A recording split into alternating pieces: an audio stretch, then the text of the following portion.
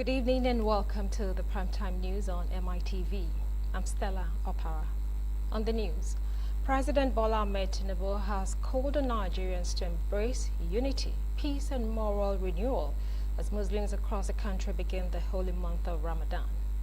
The president made the appeal at the opening of this year's tafsir at the State House Mosque in Abuja.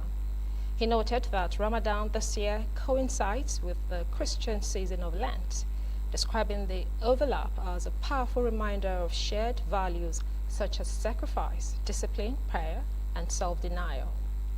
President Tinubu emphasized that fasting should extend beyond abstaining from food and drink, urging citizens to demonstrate kindness, forgiveness, compassion, and love for humanity.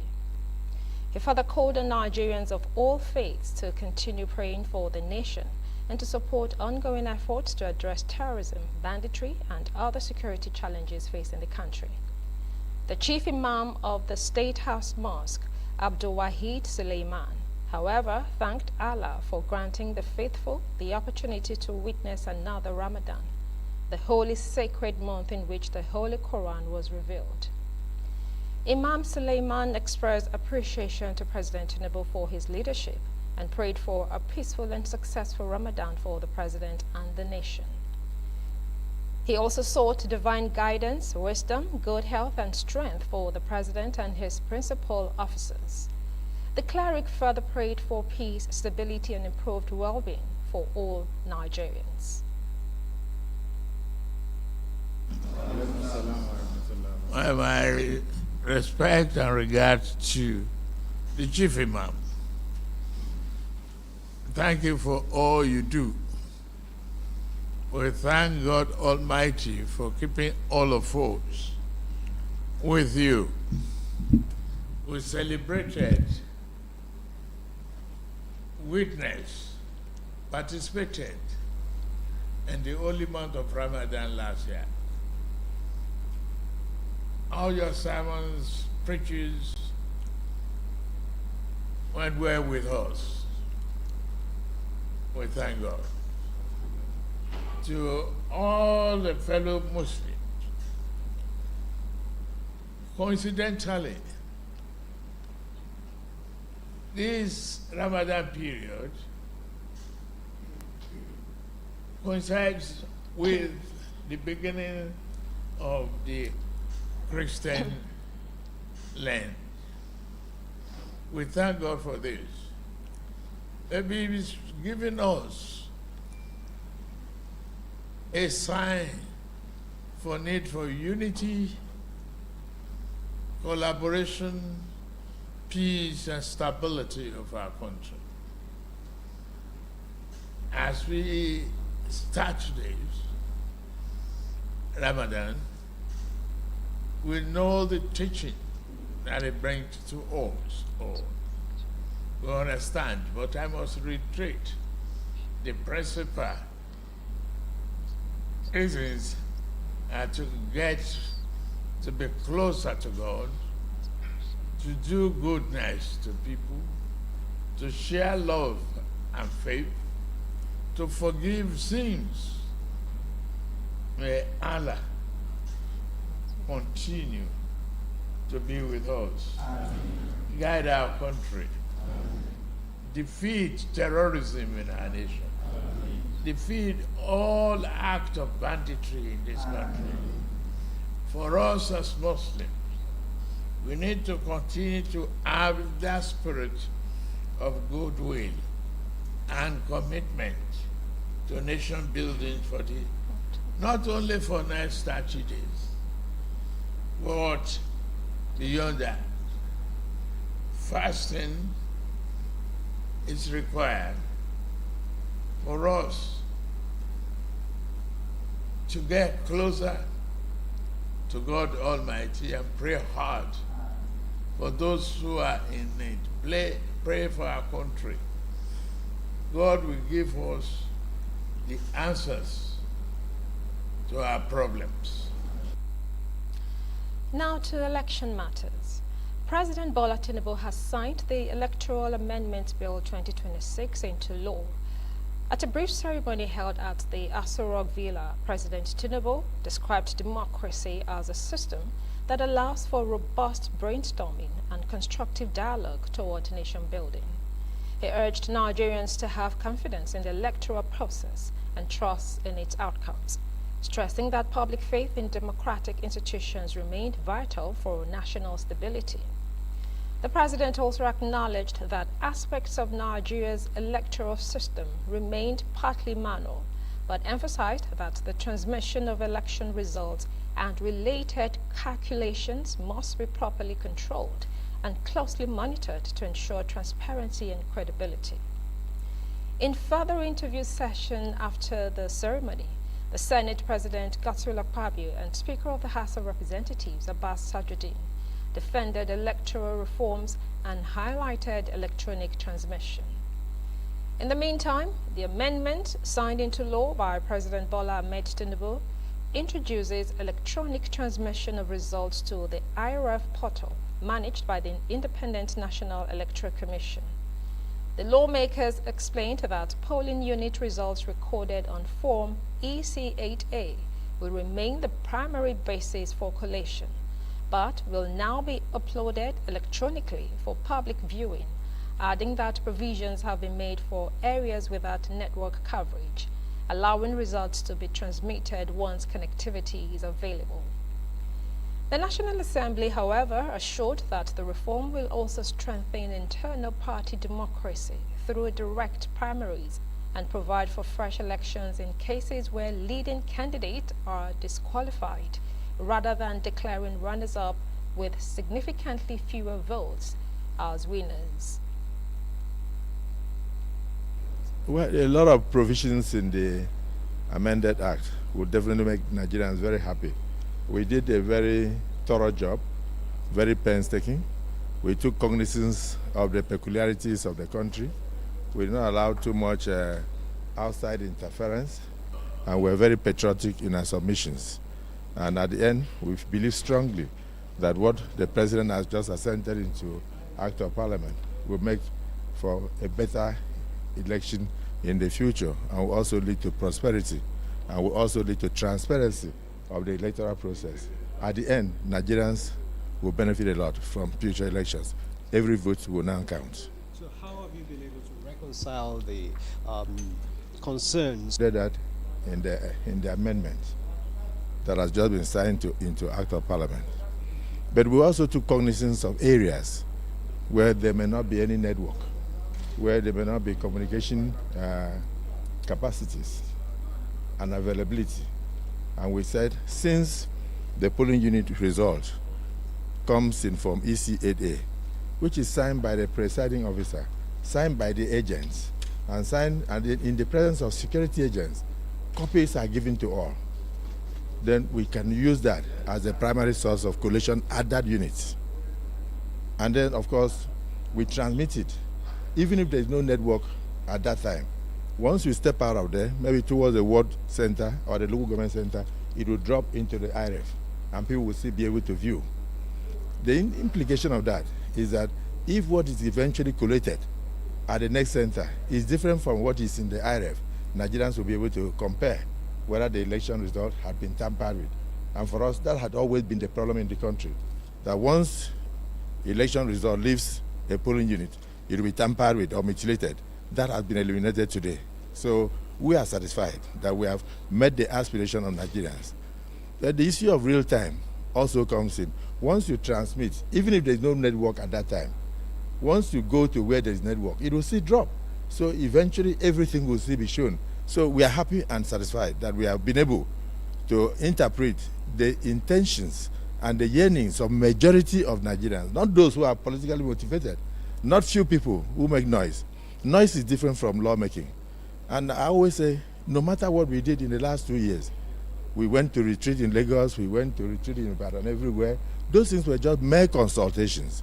The final outcome of what was amended happens in the plenaries of both chambers. And in a new development, President Bola Tinubu has called on traditional and religious leaders to take full ownership of Nigeria's ongoing health sector reforms, declaring that meaningful transformation cannot be achieved without their active involvement.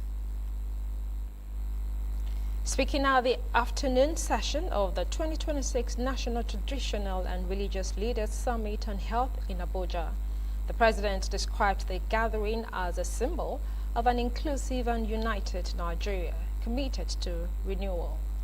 He stressed that the fight against preventable diseases is a collective responsibility, noting that traditional and religious leaders serve as trusted bridges between government and the people. According to him, their influence is vital in improving maternal and newborn health, increasing immunization coverage, strengthening epidemic response, and tackling malnutrition. The President also commended the National Health Fellowship Program, which deploys young professionals to all 774 local government areas, describing them as the driving force behind the country's health transformation. On broader national issues, Tinubu expressed optimism over economic reforms and ongoing security operations, assuring Nigerians that banditry and terrorism would be defeated with collective support. Earlier, Coordinating Minister of Health and Social Welfare, Professor Muhammad Ali Patti, raised concerns over child health, revealing that nearly 40% of Nigerian children suffer from stunted growth.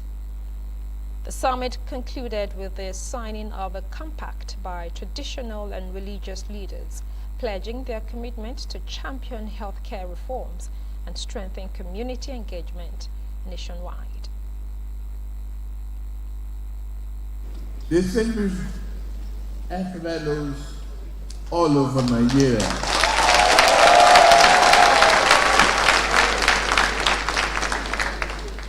all other government officials,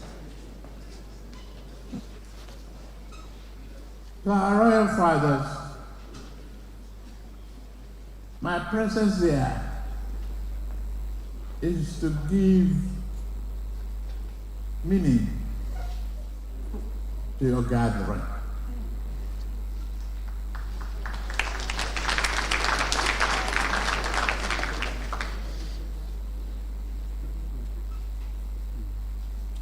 The war against preventable diseases is the responsibility of all of us Nigerians.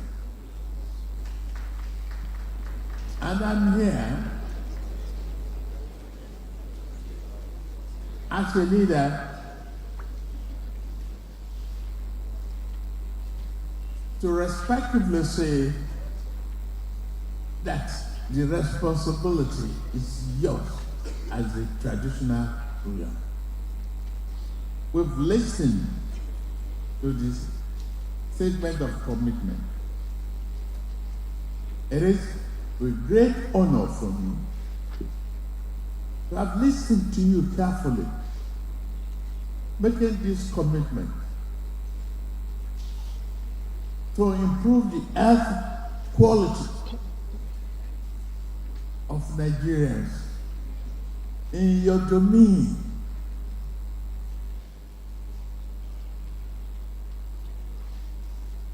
I've listened carefully and I've worked with the Honorable Minister, Coordinating Minister for Health, Professor Muhammad Ali Patti, to say thank you in the presence of all Nigerians here present. Insurance schemes, which are critical for sustainable healthcare delivery. We promote the adoption of climate-resilient health practices within our communities and advocate for health facilities that are environmentally sustainable and prepare for health impacts of climate change. We call on the government to assign a dedicated liaison officer, which Your Excellency we will appoint in the Ministry of Health and Social Welfare, a dedicated liaison officer that will relate in a systematic way with religious and traditional leaders. This is beyond the Northern Traditional Leaders Committee, which has existed for 17 years, but elevating that at the highest level, given the direction that you have provided. and we recommend that this National Traditional and Religious Leaders Summit on Health be conducted annually to sustain the momentum, to continue the dialogue, provide feedback, review progress, and always renew our collective commitments towards building a healthier Nigeria. We affirm our unwavering commitment to the health and well-being of our people and pledge to work in close partnership at all levels of government and other stakeholders to build a healthier and more prosperous Nigeria for all, in line with the renewed hope agenda. Your Excellency, this is an attempt to reframe all the commitments that we have had and the consultation with a few of the key actors to say that that is the summary of what we are taking from this summit. Your Excellency, thank you once again, and I will be glad to present the health report to Your Excellency. In another development, President Bola Ahmed Tinubu has unveiled the Nigeria Industrial Policy 2025, directing ministries, departments, and agencies to ensure its swift and effective implementation. The policy was launched in Abuja at the Bola Ahmed Tinubu International Conference Center, where the President, represented by Vice President Kashim Shettima, described it as a roadmap to rebuild Nigeria's industrial base, boost competitiveness, and create jobs. President Tinubu said the success of the policy would not be measured by documents produced, but by factories opened, jobs created, and exports shipped from Nigerian ports. He acknowledged long-standing challenges, including high production costs, infrastructure gaps, and weak coordination between government and industry, declaring that a new phase of industrial action had begun. Minister of State for Industry John Owan Eno also described the policy as a turning point for building a productive and competitive economy. Chairman of the Dangote Group, Aliko Dangote, welcomed the initiative, expressing optimism about currency stability and urging protection for indigenous industries. The United Nations resident and humanitarian coordinator in Nigeria, Mohammed Malik Fall, said the policy signals Nigeria's commitment to inclusive growth, while the president of the Manufacturers Association of Nigeria, Otumba Francis Meshoye, pledged support from manufacturers to ensure its successful implementation. Because wherever Nigeria goes, that's where Africa goes. Let's work for the Nigerian nation. Let's work for the Nigerian people. The average age of the Nigerian nation is 16.9. We are the global workforce. Asia is aging. Europe is being depopulated. America, if you remove the Latinos and the African Americans, America too is aging. But Africa is a young continent. So let's unite as a people behind our leader, President Bola Ahmed Tinubu, in spite of whatever contradictions we might have. All nations have their own internal contradictions. But if you have a vision and a focus and a roadmap towards accomplishing those goals, I believe we will reach the promised land. Anyone following the trend in the Nigerian stock exchange will be overexcited. For someone like me, I'm even frightened at the phenomenal rise in the value of stocks. Why? It's a reflection of the health of the Nigerian economy. A friend of mine called me yesterday out of fear that his stocks increased by 1.7 billion naira in value within 24 hours. That shows the vibrancy. In spite of all the negativities, Nigeria is indeed a great nation. So as I unveil the Nigeria Industrial Policy 2025, I do so with the conviction that Nigeria's industrial future is an achievable reality within our grasp, if we summon the discipline to pursue it. The work begins now, not tomorrow, not next year, now. Move Nigeria away from being a purely extractive economy towards becoming a value-adding industrial nation.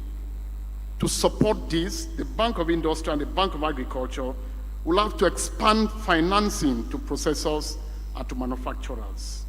Government has acted, the legislature has acted, the enabling environment is being created. Now, industry must act. Ladies and gentlemen, I think that this is a moment of national confidence, and I'd like to close by saying that Nigeria stands at a decisive threshold.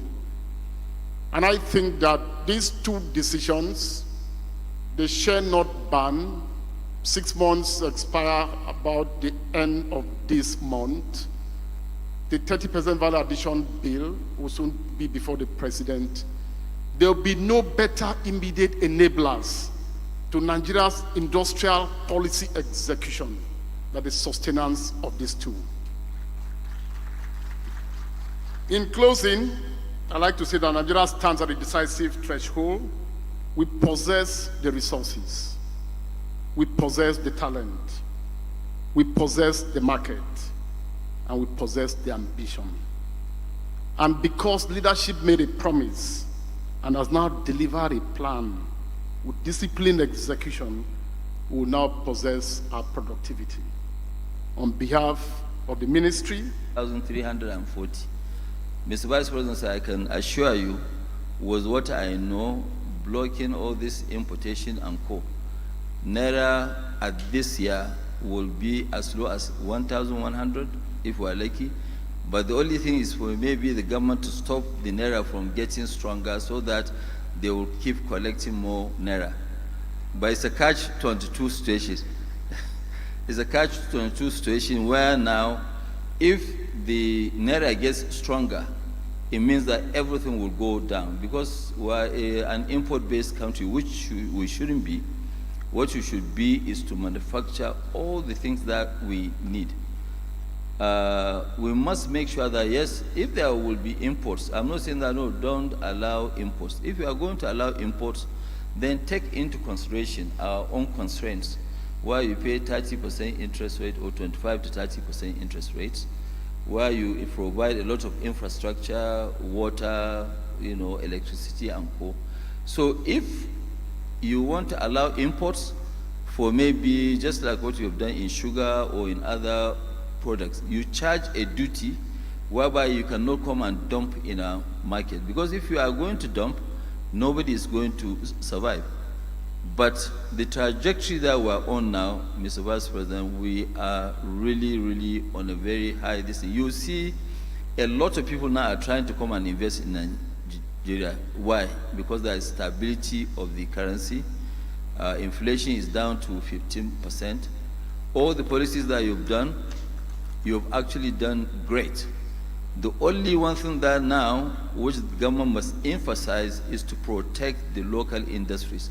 Once we do that, I think we will now even ask government to relieve some of their workers who will give them employment. Thank you, sir. And it was a turbulent time for the very past 2 years.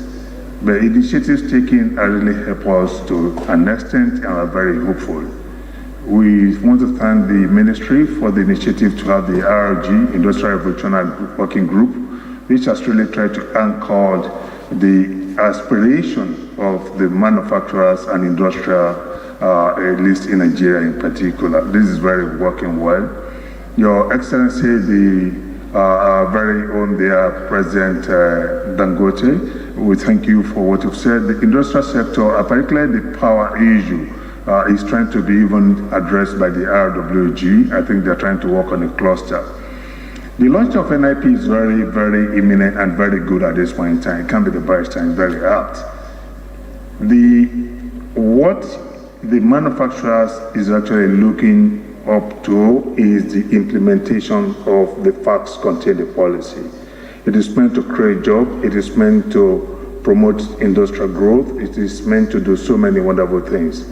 Your Excellency, Vice President, without a very effective implementation, it might be like all other green books that you have had in the past, and we don't think this is not the intention of this administration to do. You want to plead that the proper implementation, effective one, and we should be, they should just hit the ground running.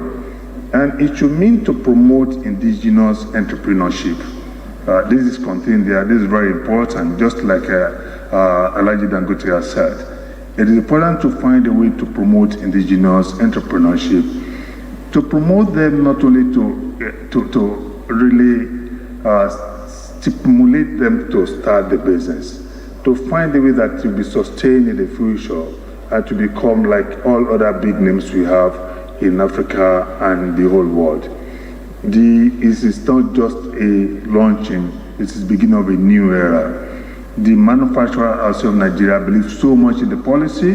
We thank the UNIDO for the efforts that have really made in ensuring this policy comes, and we are ready at any point in time to ensure that we give all our support to successful implementation. That's what we are looking up to. That's what we are expecting. And we can't wait to see that it is being implemented. Thank you. Away from that, the First Lady of Nigeria, Oluremi Tinubu, has officially flagged off the National Advocacy and Awareness Campaign for the National Community Food Bank Program, aimed at tackling child malnutrition across the country. The launch took place during the first National Traditional and Religious Leaders Summit in Abuja. Senator Tinubu announced that the initiative, set to start in April 2026, will work with the Federal Ministry of Health, the National Primary Health Care Development Agency, and private sector partners like the Bank of Industry and Bank of Agriculture. She added that the program will register families with children under 6 through primary health centers, providing food vouchers and redeemable for nutritious locally grown foods. The First Lady emphasized the critical role of traditional and religious leaders in raising awareness and ensuring no eligible family is left behind. Development partners, including the WHO and World Bank, however, praised the collaboration, calling local leaders central to achieving universal health coverage. The campaign is set to be rolled out across all geopolitical zones, beginning with Borno State in the northeast. To strengthen community nutrition support, improve access to safe and nutritious food for vulnerable children, and contribute meaningfully to the national response to ending child malnutrition. The program will operate through the nationwide network of primary health centers to identify and register eligible families with children under 6 years old. Caregivers will receive counseling and be given food vouchers that they can redeem for nutritious, locally grown food at food banks that will be established close to the health center. We will be needing a lot of support from you, our revered traditional and religious leaders, to raise awareness and sensitize households to ensure no eligible family is left behind as we roll out the program nationwide.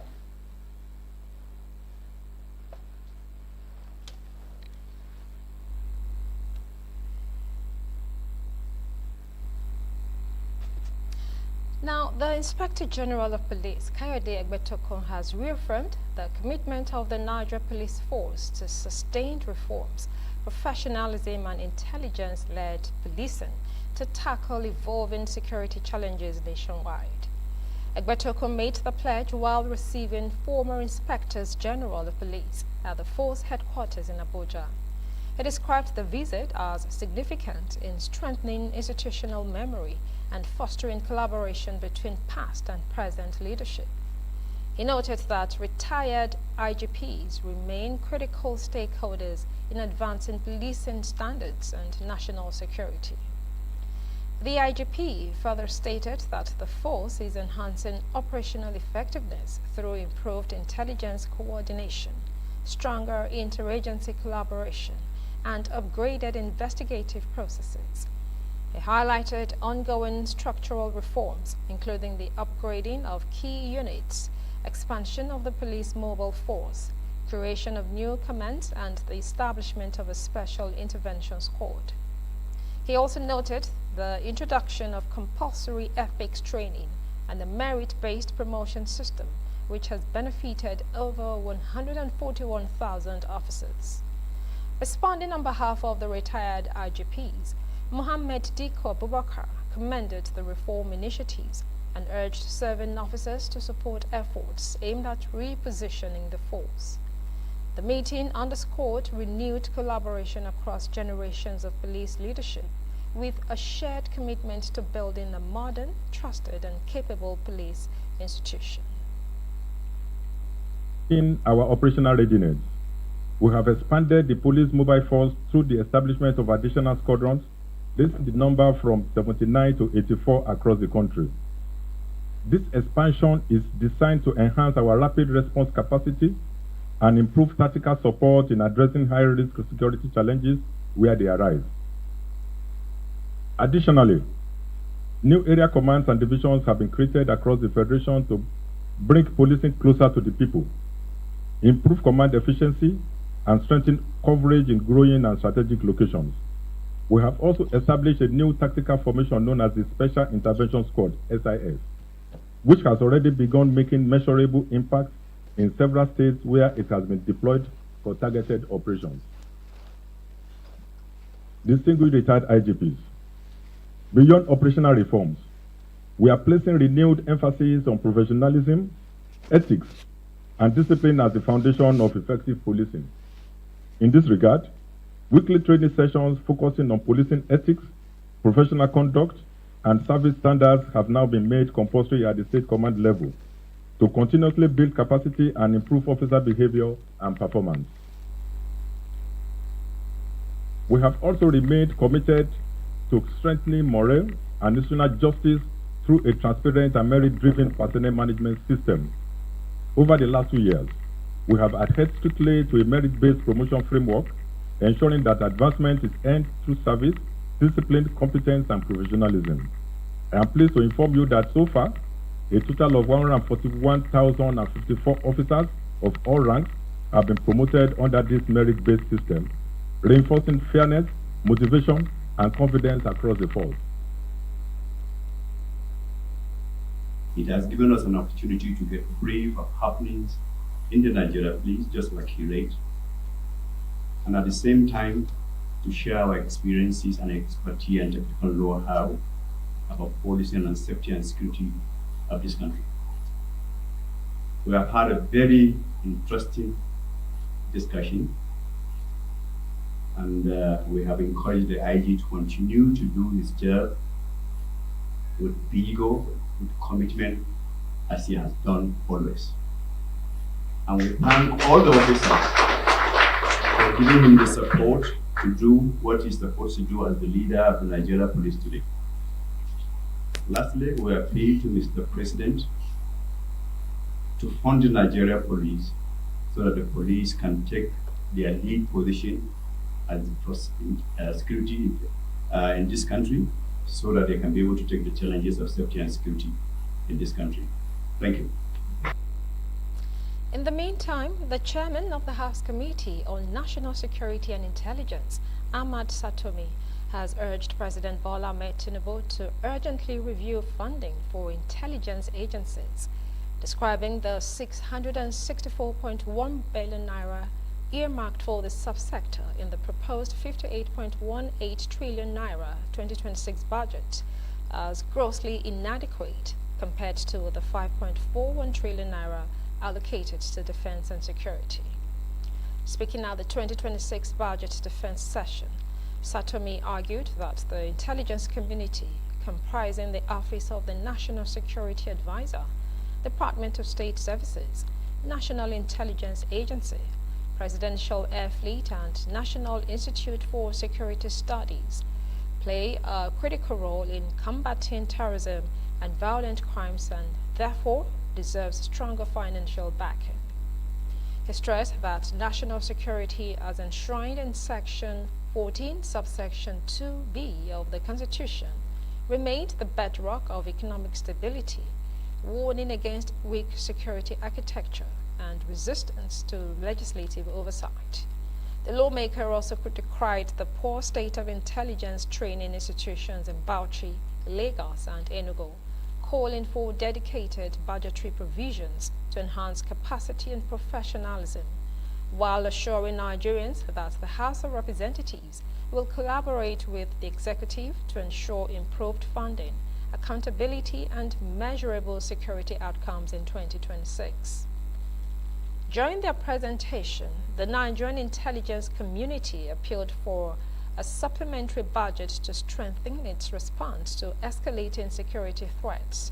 Special Services, Office of the National Security Advisor, Mohammed Sanusi, with the Permanent Secretary, made the request during a 2026 budget defense on Wednesday. Sanusi said the appeal was imperative following President Bola Ahmed Tinubu's declaration of a state of emergency on national security, stressing that no nation can grow without adequate security. Mr. Chairman, we recommend that this distinguished committee, with the recent declaration of state of emergency by Mr. President on national security, it is our humble prayer that adequate funding shall be provided through a supplementary budget to the intelligence community to ensure timely and speedy response to issues of national security. We will all agree, Mr. Chair, that no nation can grow without adequate security.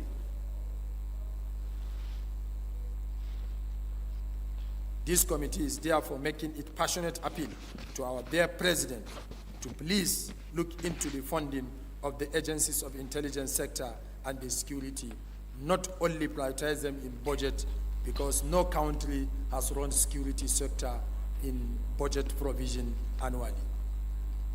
In 2024, this committee undertook a visit to the training schools of various departments and state services in Bauchi, Lagos, Enugu, and have scheduled to visit Kaduna and the remaining sites in Kogi, Cross River State. We also visited the training school of the NIA in Lagos. We are disheartened by the sorry state of facility in all schools, and all will be attributed to the lack of funding and proper provision in the budget estimates. Now, a member of the House of Representatives, Chinedu Oga, has dismissed allegations of genocide against Ebonyi State Governor Francis Nwefuru, describing the claims as unfounded and misleading. The accusation was made by human rights activist Joy Idam, who alleged that the governor was complicit in acts of genocide against the Amasiri community amid a lingering land dispute with a neighboring community that has reportedly resulted in loss of lives and destruction of property. Speaking to journalists, Oga refuted the allegation, insisting that it does not reflect the reality on ground, and urged Idam to apologize to the people of Ebonyi State for what he termed inflammatory remarks. He maintained that Governor Nwefuru has shown responsible leadership in addressing insecurity and mediating communal conflicts across the state. 13 local governments, 171 wards, 2,300 something polling units. And before now, there were interstate war in Ikwo, Adadama, Ikwo, in Obubra, Effium, Nkerefi, Ezulo. Almost 10 different communities fighting interstate war. But when this young man is elected as a governor of Ebonyi State, he now brought out what is called Charter of People's Needs. He went down to the rural dwellers, asked them, what do you want? Today, none of these places are still fighting war, courtesy of good administration of our dear governor. For someone living in Abuja here that have never been at home, that have never contributed for the growth of Ebonyi State, over the crisis in his community to another community over land dispute. And the governor came up to set a panel. The panel had made up the report, presented to governor for implementation. And people went there to kill. And the governor placed a coffin as a chief secretary of a state. He now alleged on the media that the governor of Ebonyi State committing a genocide. He should apologize to Ebonyians for inflicting more crisis to Ebonyi State. The stakeholders the elder statesman, the elders in the community have raised. It is the elders that came up to say it. The only thing that can bring peace is to place coffee for a moment. Moving on, the chairman of the Independent Electoral Commission, Professor Joash Amopiton, has assured residents of the Federal Capital Territory of a peaceful, transparent and credible area council election scheduled for Saturday, February 21, 2026. Professor Amopiton gave the assurance during a high-level stakeholders forum in Abuja, stating that the Commission has largely concluded preparations for the exercise. He described the election as a shared responsibility involving political parties, security agencies, civil society organizations, the media, and voters. According to him, 1,680,315 registered voters are expected to participate across 2,822 polling units in the 6 area councils: Abuja Municipal Area Council, Buari, Gwagwalada, Kuje, and Kwali. He noted that the FCT Area Council election is the only local government poll conducted by INEC. The INEC chairman further disclosed that the upgraded bimodal voter accreditation system, BVAS, will be deployed in all polling units, while results will be uploaded in real time to the INEC result viewing portal, IREV, to strengthen transparency and public trust. Meanwhile, for logistics, the Commission has secured 1,132 vehicles, 620 motorcycles, and 14 boats for the movement of personnel and materials. Reaffirming the Commission's neutrality, Professor Mupitan stressed that INEC has no preferred candidate or political party. He therefore issued a strong warning against vote trading, revealing that the Economic and Financial Crimes Commission and the Independent Corrupt Practices Commission will deploy operatives to monitor and arrest offenders. We consider that if we are able to start the election at 8:30 as advertised, if the election is peaceful, if the result management is also efficient and transparent, and results is declared on time, then we will have achieved a successful election. As we approach the election day, we have substantially discharged most of our responsibilities. What remains therefore is part of this activity we are doing to engage the stakeholders and appeal to them to play their own parts, to play their own role in ensuring that the election is peaceful, credible, and that the outcome is widely acceptable to the Nigerian people. To just build your confidence, we have further gone around collectively as heads of security agencies within FCT to the very far locations where you may be afraid of. So we are taking note of places we consider to be black spots, especially for election. To build up your confidence, we have gone to, in the Buari access, we have gone to locations as far as Kawu, Togono, Igu, Tondon Bijimi. If we come down to Abaji axis, we've gone towards Achido, Naratitohu and Naratisabo, Chiji, Tutu, that has boundary with Nasarawa State. And in Karu axis, we've gone to Kurudu Hills, Kashin Abuja, Kashin Nasarawa and its likes. So we have taken notes of those locations that you may consider locations you are afraid of. 3 area councils, Gwagwalada, Kuje, and Buari, to assess this state of preparedness. And we are quite happy, we are satisfied, we are ready to go. Voters to turn out en masse and cast their votes. We appeal to the media to support with positive information. We appeal to party agents to play their proper roles. We appeal to security agents to ensure that the environment and the atmosphere is suitable for peaceful conduct of the election. We appeal to observers to note and report objectively. And we also appeal to INEC ad hoc staff to be diligent in carrying out their responsibilities. Now, in Oyo State, the PDP gubernatorial aspirant, Ambassador Olufemi Ajadi Oguntoyibo, has unveiled plans to modernize Ibadan city cabs and increase mass transit buses across Oyo State. Ajadi outlined these proposals while addressing transport unions under the Park Management System, PMS, in Ibadan, emphasizing collaboration with PMS to transform the state's transportation sector. Ajadi expressed confidence that PDP will retain power in Oyo State in 2027, urging citizens to remain united and peaceful. He commended Governor Seyi Makinde's administration for establishing new bus terminals and pledged to optimize their usage.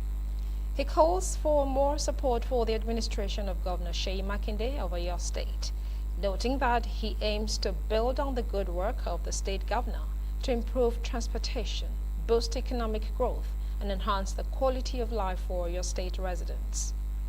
The transport revamp plan is expected to have a significant impact on the state's economy and citizens' daily lives.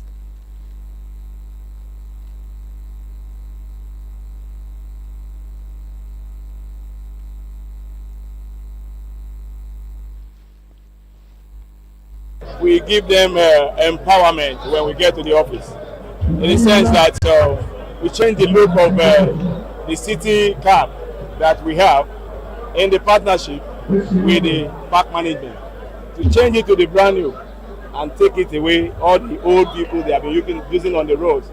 Also, we're also looking at the situation whereby we bring transit buses, in the sense that all the locations, all the bus stops, the buses will be functioning with the management of with the partnership of the park management, by the grace of God. So these are the new development, because we can see our Governor Seyi Makinde, has done a very good job in all the park and garage within the state. So these offices, we are going to make use of it and make it function. They should have one love. They should come together and build love together. Once they come together and have a one love, definitely all the plans we have for them would definitely materialize.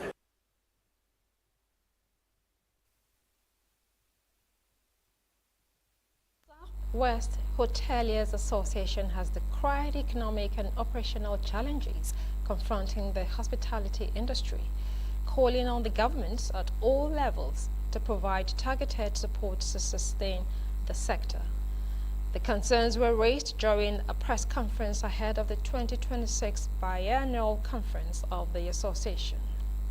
Addressing journalists in Ado-Ekiti, the association's president in Ekiti State and chairman of the local organizing committee, Akin Abimbola, noted that the gathering would focus on policy direction and regulatory framework needed to create a more enabling environment for hospitality businesses in the region. He expressed optimism that deliberation at the forthcoming conference would strengthen collaboration among critical stakeholders and chart a sustainable path for hospitality development across the Southwest. His remarks, the Southwest Zonal Secretary of the Association, Oladapo Olaleye, said operators were grappling with rising inflation and low patronage, which he noted had made it difficult for many hotel owners to reinvest profits or expand their businesses. Strategically positioned the conference to this time. Number one, to use it as a period to mobilize our members to support this present administration. Is a political period that campaigns will be going up and down. People will be coming into the state, and the hoteliers, not just in the state, in the Southwest, celebrate the governor of Ekiti State. We all valued what he's doing. He was awarded the best governor in tourism development in Nigeria. He's a man of multiple awards, and hoteliers want to seize the period also to celebrate him and mobilize our members. During the period of the election, hoteliers will never allow their hotels to harbor miscreants and unscrupulous elements. We've been having a very supportive relationship with the government, and we will ensure that our hotels is not an hidden place. I want to tell you that, and to reaffirm, the peace we are presently enjoying in Ekiti State is because of a very laudable work of Mr. Governor, His Excellency Bioda Abayomi Oyebanji, and his good relationship with the Hoteliers Association. Because everyone knows that people of the other world, if they are to move, they either first meet in a joint or any hospitality setup, not just hotel, be it eatery, be it lounges, club and bars. They could meet there or after the operation to meet. But we are presently enjoying the good security in Ekiti because we have a very good relationship. No one can come to our hotels without being properly profiled. We're due for a short break. When we return, we'll bring you foreign news.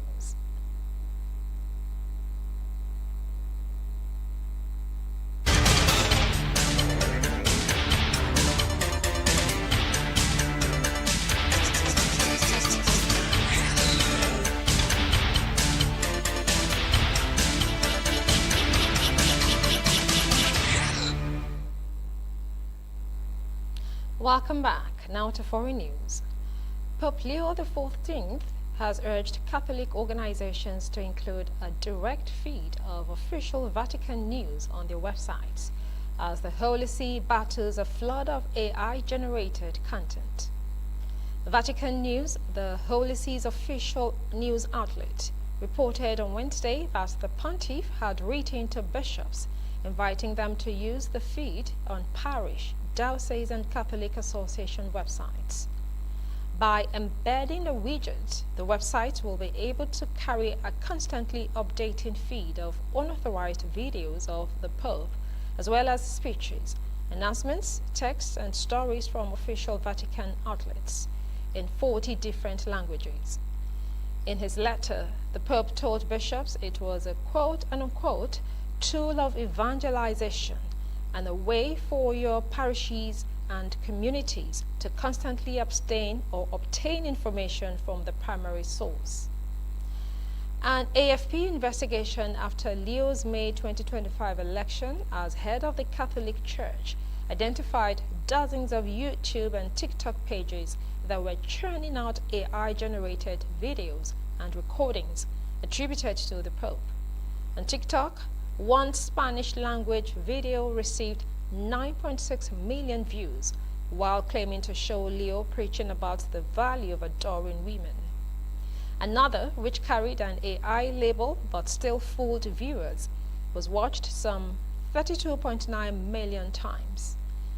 Andrea Tonielli, editorial director of the Vatican's Dicastery for Communication, said the new initiative can serve to combat the phenomenon of fake news by allowing immediate access to the original source of news and texts.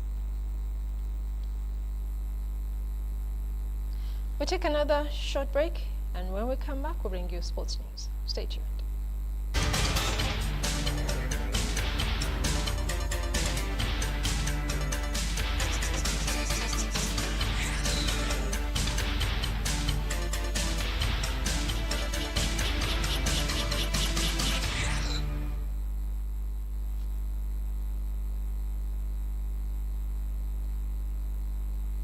Welcome back. Now to sports news. Carlos Alcaraz made a triumphant return to action following his Australian Open success as he beat Arthur Rinderknech 6-4, 7-6 in the first round in Doha. Carlos Alcaraz made a triumphant return to action following his Australian Open success as he beat Arthur Rinderknech 6-4, 7-6 in the first round in Doha on Tuesday. The The world number 1 will face another Frenchman in round 2, 60th ranked Valentin Royer. Alcaraz took the first set after breaking in the 5th game, but faced dogged resistance from Rinderknecht, who brought up his first break points of the match with the top seed serving to force a tie break in the second set. And that's the primetime news on MITV tonight. I'm Stella Opara. Thank you for watching. Good night.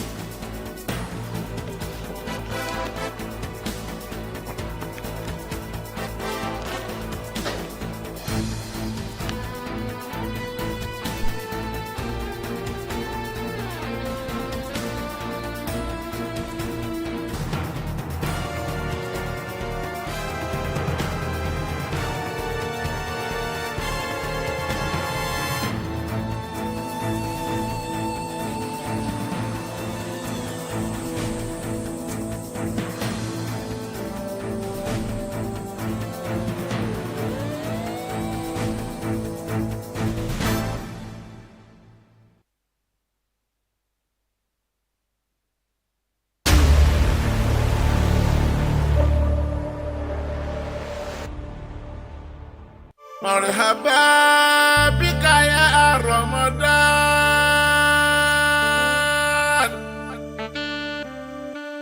ما الله بك يا رمضان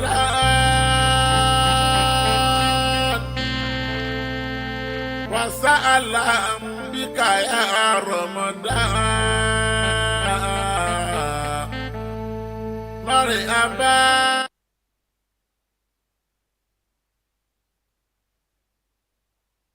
أعوذ بالله من الشيطان الرجيم